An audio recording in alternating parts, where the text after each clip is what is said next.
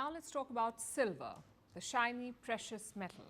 If you're in the market for silver, be prepared to pay more because prices are on fire. Globally, silver has touched record highs.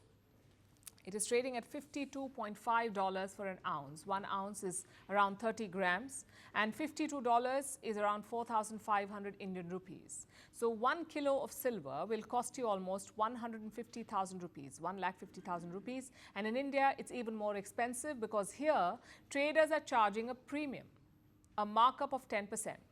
So jewelers are struggling, manufacturers are scrambling to secure supplies, and investors, well, they are rushing in, hoping to ride the momentum behind the metal. But what is driving this bull run of silver? A shortage. Silver is in short supply worldwide. Production cannot keep up with demand. And why is that?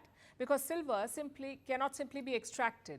It is a byproduct. It comes from mining other metals like zinc, copper, and lead. So traders cannot simply ramp up silver production. At the same time, the demand keeps climbing up. More industries now need silver, especially to make electronic products, things like solar panels and electronics. Investors too are buying more silver. In fact, look at this headline. This is about a mutual fund which invests in silver, the Tata Silver ETF Fund of Funds. It has suspended fresh investment in the fund.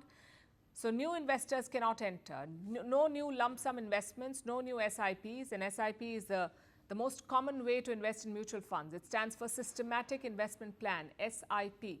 Once you sign up for an SIP, every week or every month, whatever you've signed up for, the same amount is deducted from your account. It is invested in your name.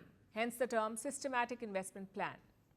Now, if you have an existing SIP in the silver fund, it will continue, but you cannot make a new investment. And the reason remains the same, the surge in silver prices. Fund managers are unable to find the right price. You see, in such mutual funds, managers have to back investor money with real physical silver. But right now, the metal is either unavailable or just too expensive. This is a global shortage. But India in particular is facing the brunt of it because India imports more than 80% of its silver.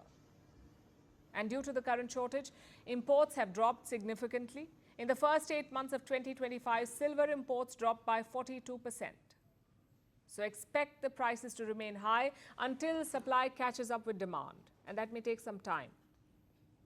Because even the world's biggest financial centers are seeing silver supplies dry up. Traders are airlifting silver from New York to London, which is a rare and costly move. Usually traders do this for gold.